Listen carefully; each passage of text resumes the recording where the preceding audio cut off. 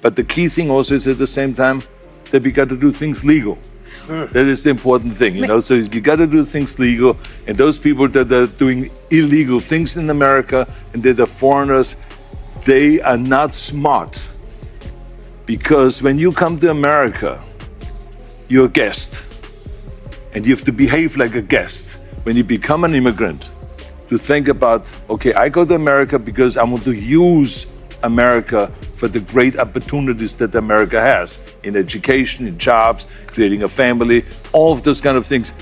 Then you have to think about, okay, if I get all of those things from America, then I have to give something back. Arnold Schwarzenegger made a bold entrance and didn't hold back for a second. The former California governor came out swinging with some hard-hitting truths, delivering his message with the same no-nonsense attitude that made him famous. It was clear he wasn't there to sugarcoat anything. Speaking with sharp clarity, Arnold tackled issues head-on, leaving no room for polite sidesteps or vague answers. He reminded everyone why his words still carry weight, because he says what many are thinking but are too afraid to say. And when the discussion heated up, some of the more liberal panelists didn't quite know how to respond. You could see them scrambling to keep up with his direct, unapologetic tone. If you're tired of soft opinions and looking for real talk that doesn't dance around the truth, this is the kind of commentary that will keep you tuned in. Hit that like button if you're ready for honest conversation that gets straight to the point. Things are just getting started, and it's going to get intense. You're an immigrant. You're an immigrant in this country. Yeah. Did you have a visceral reaction to what they're doing, what ICE is doing, when you see the videos of it? Well, I tell you, you said that the immigrant, I'm so proud and happy that I was impressed by the American people like that. I mean, imagine I came over here with the age of 21, with absolutely nothing. And then to create a career like that. I mean, in no other country in the world could you do that. Arnold, immigrant success stories in American history. He arrived in the U.S. at just 21 years old, with nothing but determination, and from there, he built an extraordinary life. He dominated the world of bodybuilding, became one of Hollywood's biggest stars, and even rose to serve as governor of California. Few have achieved so much across so many different arenas. So when The View invited him on the show, they likely expected a celebrity moment and maybe even hoped to steer him into criticizing Donald Trump's stance on illegal immigration. But they underestimated him. Arnold didn't show up to follow their lead. He showed up to speak honestly, in his own words, without dodging or sugarcoating anything. He wasn't there to play along. He was there to set the record straight. His way. Every single thing, if it's my bodybuilding career, if it's my acting career, becoming governor, the beautiful family that I've created, all of this is because of America. That's true. And so this is why I'm so happy to see firsthand that this is the greatest country in the world, and this is the land of opportunity. Arnold began by speaking straight from the heart about America, what the country meant to him, and everything it had given him over the years. It was a powerful start, and you could feel the connection in the room. The audience was right there with him, taking in every word. In that moment, he was offering more than just praise. He was honoring the American spirit. And standing up for the right of every immigrant to dream big and build a better life, it was genuine, moving, and deeply patriotic. But what most people didn't realize, that was just the beginning. Arnold was setting the stage, and what he said next would change the tone completely, catching the entire room off guard. The key thing also is at the same time that we got to do things legal. That is the important thing, you know. So you got to do things legal, and those people that are doing illegal things in America and that are foreigners, they are not smart. Because when you come to America, you're a guest, and you have to behave like a guest.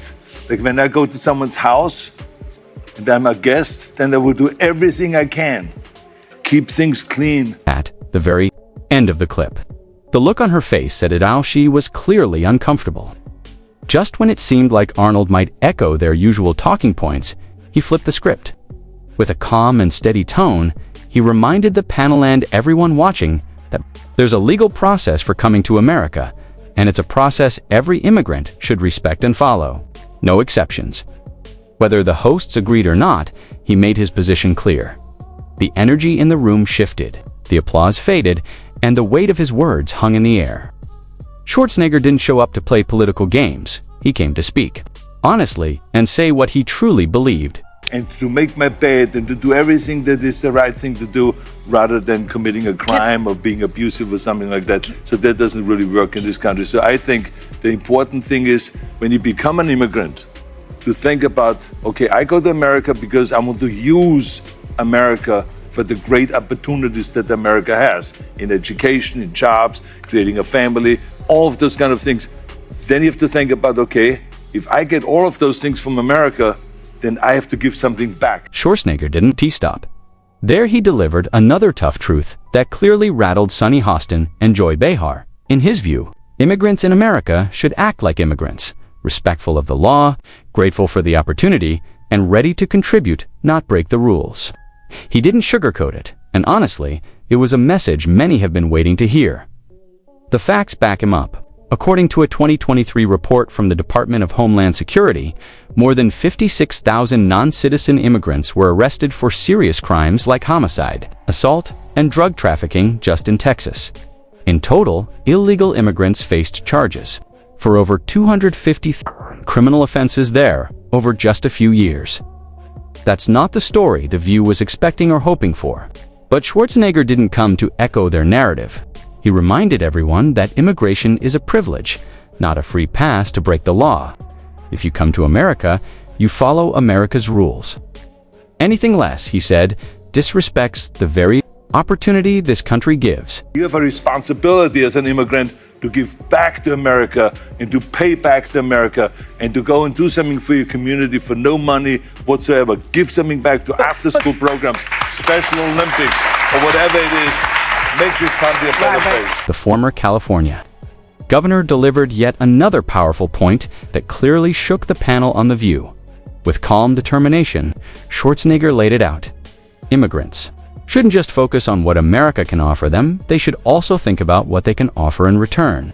He pushed back against the growing sense of entitlement, reminding everyone that true gratitude is shown through service, contribution, and respect for the country that welcomed them.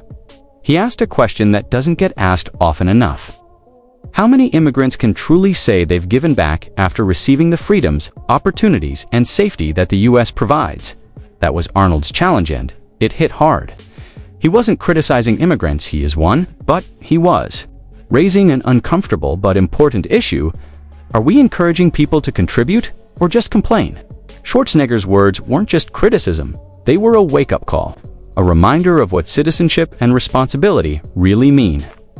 And, right on cue, Sunny Hostin pushed back, clearly uncomfortable with the path the conversation was taking.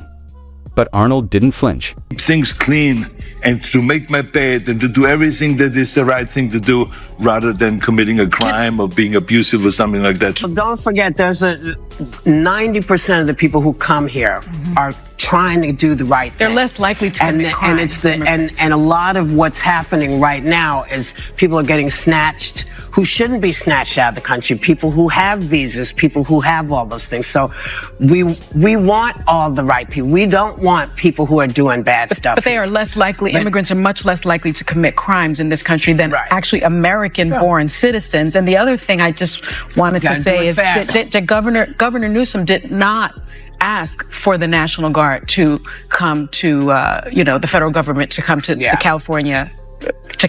There are 9,000 local law enforcement officers. Did. You notice Sunny Hostin quickly raise her hand, trying to interrupt Arnold just as he started challenging the narrative. That's what often happens when direct, honest opinions collide with a more scripted point of view. It gets uncomfortable fast. Right on cue, she shifted the conversation, falling back on a familiar argument that U.S.-born citizens commit more crimes than immigrants. It's a common deflection, meant to change the subject and confuse the issue. But let's be clear, this isn't about comparing crime rates, it's about the rule of law. The real concern is illegal immigration entering and remaining in the country without legal permission. That, in itself, is a violation. Whether or not other crimes are committed, being here unlawfully breaks the system's rules. Deportation isn't about punishment, it's about maintaining legal order and respecting the process. Unfortunately, some on the left work hard to blur that line, using selective statistics to shape the conversation. But Schwarzenegger wasn't. Having it, he stood his ground, pushed back clearly, and even called out Gavin Newsom's failed leadership while he was at it. If you were governor right now of California, how would you be handling the ongoing crisis that the state's facing? Well, I think the most important thing is when you are in a leadership position like that, is that you are inclusive and that you work together with everybody. And so it means that you have to work together with local government, the state government, and the federal government. They have to work together rather than fighting each other. Fighting each other's agendas and all of that stuff, that doesn't do good to anybody. Let's call it what it is. Gavin Newsom has made a name for himself as one of the most ineffective governors California has seen in years. Instead of leading with unity and common sense, as Arnold Schwarzenegger once encouraged, Newsom chose political theater. He sided with protesters and undocumented immigrants, and in a dramatic moment, even dared President Trump to have him arrested. That's not leadership. It's grandstanding. Real leaders calm things down, bring people together, and take action before situations spiral out of control. Newsom did the opposite. He added fuel to the fire, encouraged division, and only offered a half-hearted apology when it started to hurt him politically. By then, the damage was already done. Californians didn't get steady guidance. They got a governor who lit the match, stirred the flames, and tried to shift the blame when it all exploded. And just when you thought the debate was cooling down, the hosts brought up the National Guard issue, hoping to corner Arnold, but he wasn't backing down. He stood firm, sticking to his message and refusing to be swayed by political pressure or media spin. The National Guard is under the governor's supervision. That's right. Yeah. But, like for instance, when the National Guard was sent to Iraq during the Iraqi war, I was not the one that said, oh yeah, go to Iraq. The Bush administration came and said, we need those people. They came and to you. They came to you. And we need the resources, we need the equipment, we need the weapons, we need the vehicles to ship to Iraq. Yeah. And then they ship It's the to coordination. Iraq. It's the That's why I coordination. say it is very important that we work together. Yes. It doesn't matter who is asking whom. The bottom line is we work together in order to solve the problem. Yeah. You could see the discomfort on Whoopi Goldberg's face as Arnold Schwarzenegger stepped into controversial territory, defending President Trump's decision to deploy the National Guard during the protests. Calm and steady, Arnold explained his position clearly. When civil unrest breaks out, the top priority must be to restore order and protect lives and property. And if that requires calling in the National Guard, then yes, it was the right decision. He didn't pull any punches, and the shift in the room was immediate. This wasn't the kind of answer the View was prepared for. You can imagine the producers scrambling behind the scenes, looking for a way to hit pause or change the direction of the conversation. But Arnold wasn't interested in playing along with anyone's narrative. He came to speak honestly if it made some people uncomfortable. His words flipped the tone of the segment. Meanwhile, Democratic Senator Ilhan Omar publicly criticized the decision to send in the National Guard. But conservative commentator Ben Shapiro quickly responded, pushing back hard with a pointed and direct rebuttal. Our president spending millions of dollars propping himself up like a failed dictator with a military parade. We're becoming one of the worst places on earth, according to a woman who came from Somalia, because President Trump had a military parade. But this goes deeper than that for Ilhan Omar. Of course, there's not much about traditional American values that she does like. She is constantly sounding off about the evils of American colonialism, American capitalism. A group of people have been brought to our shores over the course of the last 50, 60 years who really despise the country. And that is one half of the equation, not immigrant. Ben Shapiro's comments echoed what Arnold Schwarzenegger had already made. Migrants should feel genuine gratitude for the opportunities America provides, the freedom, the safety, the chance to build a better life. That's what defines the true immigrant spirit. It's about appreciation, not resentment. But when it comes to Representative Ilhan Omar, the message often feels very different. Time and again, she steps in front of the cameras to describe America as a deeply flawed, even oppressive nation. At one point, she even called it one of the worst countries in the world. That kind of statement feels like a disrespect just to the country itself, but to the millions of immigrants who arrived here full of hope, ambition, and a desire to give back. And it raises an important question. If America is really as bad as she claims, why stay? More to the point, how did a country that she views so critically help elevate her to one of its highest public offices? The contradiction speaks for itself. That wraps up today's video. If you found this honest, no-spin political commentary worthwhile, don't forget to hit the like button and subscribe for more content like this. Thanks for watching.